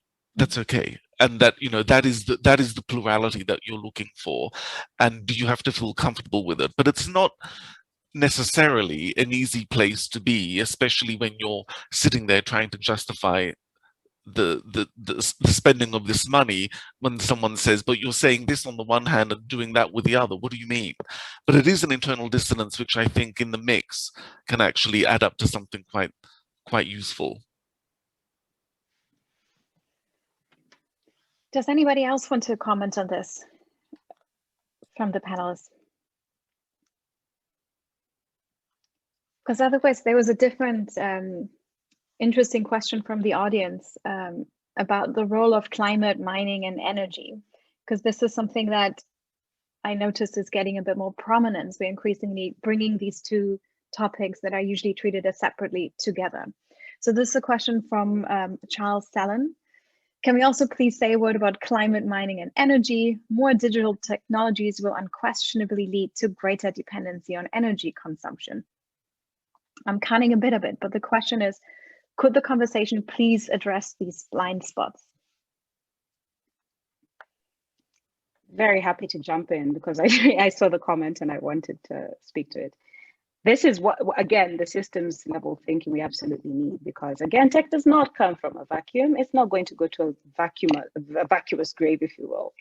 And depending on how you look at it, where the tools, the minerals, the raw earth, the materials that make the tools we are relying on today come from, is also the same place they're dumped when they're being discarded. And more often than not, that's my corner of the world, that's here in Africa. And the way climate change and the politics around it are shaping up, and as green and clean energy become a new conversation, where I think it was a really interesting article in the Financial Times this week about the rush, if you will, the green gold rush, and the tech companies leading in that, and certain governments leading in that, is shaping a new geopolitics, but is not divorced at all from what we've already seen happening so far. I know it sounds ridiculous when you say that, but that's the point about somebody who's going to sit with all these discomforts and say, where do we step in? Is there a way for us to step in? Because the child who's going to mine the cobalt that goes into your iPhone 12 or 13 or 15 is not the child who's going to benefit from that particular tablet or that particular iPhone or that particular tool, electric car that is going to be the end product. What's particularly fascinating to note about where rare earth minerals are being sourced for greener and cleaner technology, when it has been in parts of the global north, like in Europe and specifically in Portugal, the conversation about what must happen before all of that is extracted is being afforded. There's an affordance to that. It is not affordance that has been given to the DRC or to anywhere else that there's a source of minerals. And this is something that becomes so complicated to bring to these equations to try and answer Charles' point. If you're a civil society actor or an NGO who's working on these things and you're seeing it all, you're seeing all these discomforts, and you still have to go to a funder at the end of the day you're going to have to constrict your narrative to get something out, that is partially funded at best. And this is what's denying us the really important conversations, and then waiting till, again, a tech bro or a powerful actor, based on how power is unfortunately defined in this world, to realize it, whether they read one article, whether they read a sub story, they need mine only God's faces on a report with doughy eyes, making it look like, telling our lived experience. It creates this dangerous fetishization that is really robbing us of understanding that even as we're saying we want to get greener and cleaner, the same politics are transcending. And as we rely more and more on technologies, whether we call them green or otherwise, these politics are not changing. These are the conversations we absolutely need patient capital for. And that's why I keep going back to that point. Does anyone have more thoughts on this? Feel free to just take the stage. I'll jump in. Climate, the way our current economic models work, I think everyone is now bumping into the hard choices we have to make. I think there was a long time when people were looking for what was labeled market-based solutions, where people wanted to find that convenient intersection where people could make profit and also benefit society. And I think particularly with the crises of the past year, it really shone a light that when we look at markets, we can't just pretend that markets are this natural state or there's a natural physics. They're choices that we make. And whether we tax carbon or not is a choice that we make. And those are political choices. And so I think now there's lots of very clever work happening by lots of entrepreneurs around how to find, profitable, sustainable business models that do help people.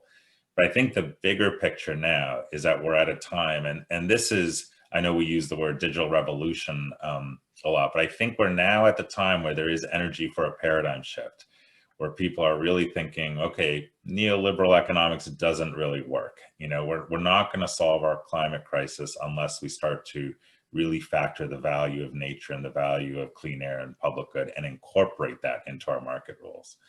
So all that to say is that this discomfort that I think has been coming up is the window as we're coming out of COVID. I mean, when we think about some of the ideas that are getting floated in the United States, like a $15 minimum wage, which seems obvious for a long time, now's a window where the political will is there to pass it. So I think a lot of what we have to seize is this window for big solutions, because we're coming out of a big problem, to drive a revolution, which doesn't just mean new technologies, but rethinking, the basic market mechanisms that we have that govern technology and climate and things like that. Thanks very much for this. There are two questions from the audience that I think would be really interesting to end on. And I've also been reminded to, if you can, wherever, use concrete examples, because that grounds this really abstract discussion that we had. So there was one question which I thought was really fascinating. We were discussing the rise of TikTok, especially in lockdown in Europe and everywhere in the world. So there was a question: how do you see the role of tech-driven Chinese philanthropy evolve? And how will it affect the global philanthropy landscape? And may I add to this, also the role of Chinese tech companies that has really changed in the past 2 years. How does this change your work, if at all? Whoever would like to go first.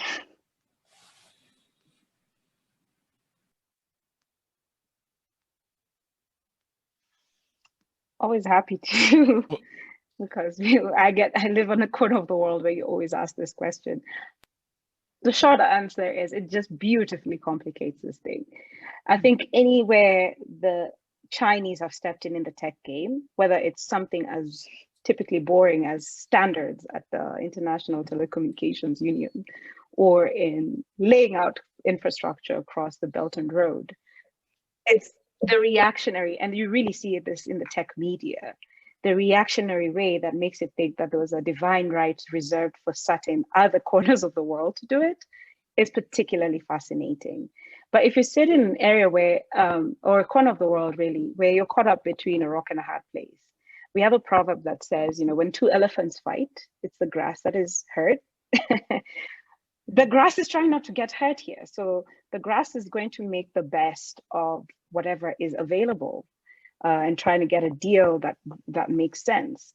I would just caution, especially in this sector, against thinking of adopting the same US versus China or US and Europe versus China frame. It's a very narrow and very dangerous frame that's bringing to common narratives this language that is quite hawkish, really. It creates this narrative around an impending winner takes all mentality. We also need our Chinese counterparts to realize there's enough for everybody in the room. But it cannot be on those of us who are still being stepped upon when these wrangles are happening to bring that point up by ourselves. So I think this is a really interesting time to reach out to Chinese counterparts, to reach out to, say, the Jack Ma Foundation, for example, and align what's so scary about that. I would have loved to have the Jack Ma Foundation on this conversation, for example, to get their worldview, because what's been also fascinating as a closing point there is when conversations about China's role in tech come up, wherever it's, I've been privy to it in government circles, in private sector circles, the Chinese are not in the room, and it's a bit of a trip for me, who is used to not being in the room, to be in the room, and then the other person who's being spoken about is not in the room. Well, this is not what we've fought for to be in the room about. We want to create new tables, so let's invite them to create new tables. Otherwise, we'll never know what their end game is. Adrian, you look like you wanted to respond to this as well. I just was going to say that, remarkably, I've been doing this, it hasn't been 20 years, it's been 15 years since I've been doing this job, and I have, in fact, never met a Chinese-based philanthropist. We don't work in China, and so I don't, I'm just saying, it's an interesting thing. I mean, they're not actually on my screen. I must say, we support civil and political rights around the world, so perhaps they're not necessarily the most obvious bedfellows, but who knows, maybe they are. But I suppose what would be really important, and I think it's so important what Nanjira said, and that is that it really cannot be, a Chinese versus the rest dynamic. That I think the lens that we come with in which civil society is important, a social justice lens, a rights lens, that type of equality lens, those are the discussions that we need to bring in. And I hope that it isn't going to be reduced as to, a West versus Chinese outlook on these things, because I think there must be some commonalities. And it's given me pause for thought that, in fact, I don't know a single Chinese philanthropist. That's given me really some pause for thought. I also wanted to chime in here, and I think it's also it's also a point where tech companies in the West or in US, especially tech giants, can actually look into why TikTok is so famous in our countries, and why young people are more inclined towards using TikTok than the other very popular platforms like Facebook and using YouTube. And I feel that looking at seeing the usage of TikTok in Pakistan, it's actually it has broken the barriers of class. You look at the language, the way people use language, Urdu, Punjabi, English, every language, and it's so accessible, and the content is so interesting. So I think we really need to look into the language barrier, the context, how this app is becoming. We basically run cyber harassment helpline in Pakistan, and we started getting so many complaints around TikTok that we had to start conversation with TikTok that how we can start an escalation channel with them, so that we can lodge complaints with around a woman who actually face violence against women on TikTok. So I like Adrian, I also don't know any philanthropic organization, Chinese philanthropic organization, but at least we know that the apps like TikTok are actually making a difference, are very, very contextual, and people resonate with these apps. So what exactly is missing in the tech that is coming from a progressive and developed world? We could talk about this for a really long time. This is a very interesting discussion, but I've just been reminded that we have between 5 and 6 minutes left. I wanted to pose one question to you that Nanjira already answered in the Q&A tool, but that I think could be interesting for everyone. And also an invitation to give a closing statement if you feel things we haven't discussed that really should have been mentioned during this panel. And the question was, this is from an anonymous attendee, quoting François Girard, how did we get here to the point where we haven't regulated tech in a meaningful way? What are the ideologies that are driving it? And I would encourage you to see this broader. The question is, how did we get here and what do we need to do next?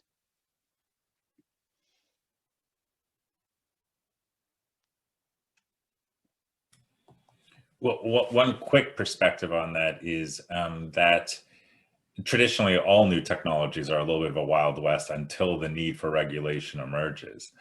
I think what's interesting about AI and technologies like this is most of the research is actually happening in private companies versus in universities and then getting applied by private companies, as was historically the case.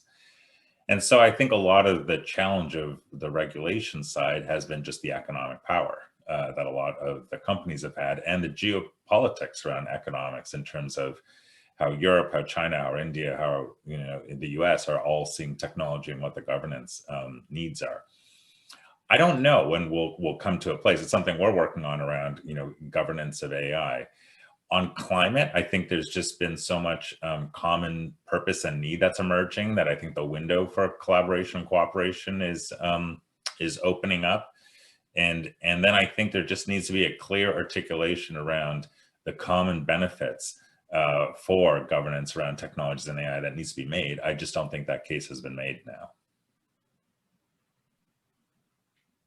Can I just say that I think that it's really interesting that I think for too long there was a real honeymoon with much of the technology and the social justice sectors as a way of perhaps amplifying voices, of ensuring participation. These were all the things which we thought would happen and we were confident would happen. And when in fact tech companies said we don't want regulation, we thought, well, okay, well, we're not going to actually pursue that because we want all these good things to happen.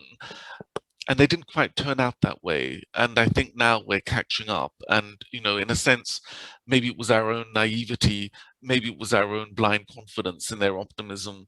I'm not exactly sure why, but now I think is the time to really consider these issues and realize that they are part and parcel of all our work.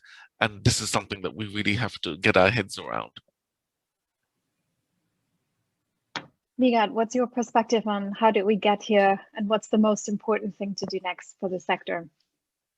I think I would be saying the same thing, that around regulations, even regulating big tech, do not forget the countries where this can be weaponized against the civil society and the human rights activists. And at the same time, I guess now is the time that we really need to take everyone with us in these conversations. Nanjira, you said this sentence that will stay with me for a long time. This is the age of the can, that all the cans that have been kicked down the road. What's your closing statement on this panel? That it was not going to necessarily be easy to get the regulation of tech companies right, because we've not been doing regulation right for a long time. Again, the cans that have been kicked down the road, the chickens have come home to roost. Thank you all very much for a really fascinating and interesting discussion. There have been lots of great questions in the chat and in the Q&A tool. I've just been reminded, you're very welcome to continue the discussion on Twitter using the hashtag WINGSForum 2021. And I'm now, thank you all again. I'd love to hand it back to Benjamin, who will be speaking making a few closing remarks.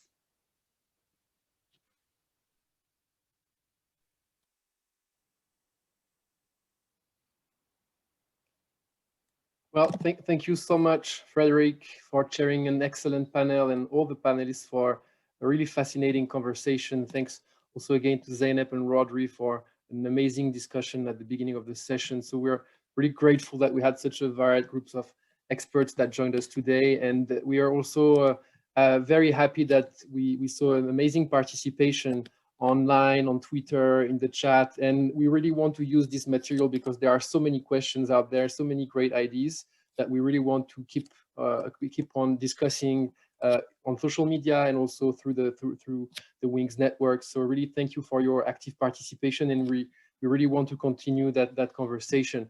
I think that was, I mean, we touched on so many issues. We also discussed the complexity and the specificities of each context and how we need to take all of that into account.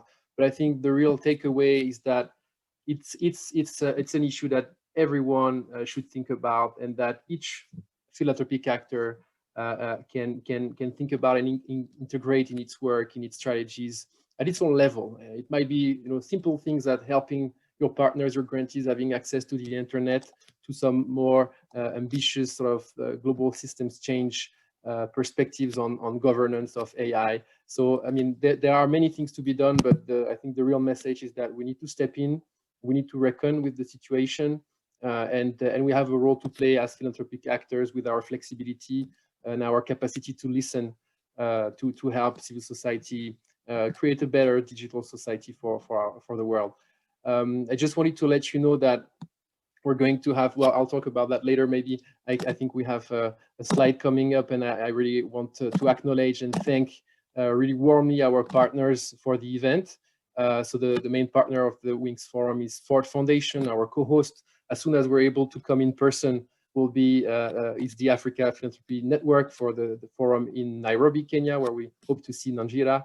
And also we have a series of sponsors and supporters that you can see appearing here. And we really want to thank all of them, because that's thanks to their support that these great conversations are happening, and that we can also sustain them over time. I also want to invite all our members to join the exclusive workshops that we're going to have in the coming days and weeks. So you'll have an opportunity to discuss in smaller groups about some of these big issues, figure out what it means for you, how you can adapt your work and your strategies, and learn from others. So please join our workshops, and you can find all the details on the Wings website. And finally, the last word is going to be to invite all of you to join the third and last online summit of the WINGSForum, which will be talking about the new economy. And I think it was really very interesting to see today that the discussion on power popped up very strongly in the conversation about, you know, the role of philanthropy and how we can effectively support civil society in addressing all these major challenges. And it's really about listening, being humble, taking into account the context. And that was the whole first conversation we had on power. And I invite you to watch the recording if you haven't, because it was also really interesting.